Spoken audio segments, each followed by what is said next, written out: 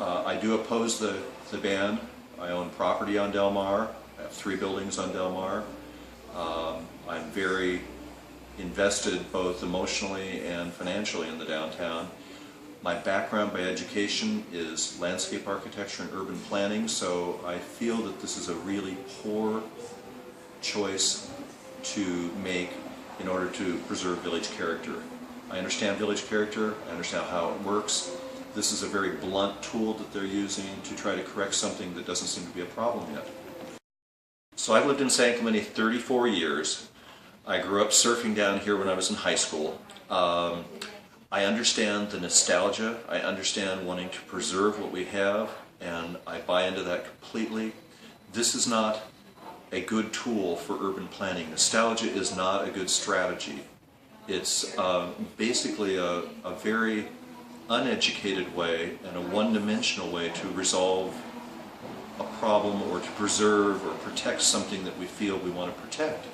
But protecting village character is a very layered proposition, and I don't think this is going to solve anything. I think it's actually going to create more problems, and I think that's not been thought through.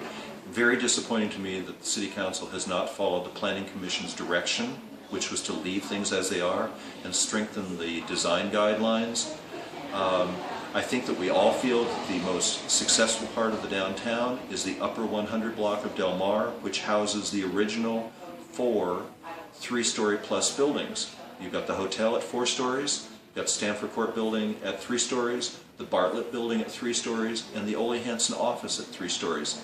That was obviously the original intent, and to say now that we're turning our back on that seems counterintuitive, and we all seem to love these iconic buildings. A few more of them I don't think would hurt the fiber and the village character of what we've got. It concerns me that we may have traded height for blight. If you look at the proposed Olin project, the top of Del Mar, next to the old historic City Hall, that was going to be a 3-story building. It wasn't the perfect building. It was a great building, but it wasn't perfect. Now, look at what's there. You have a blighted building, which may stay there for years. So, the height for blight, I'm not sure it's a good trade-off.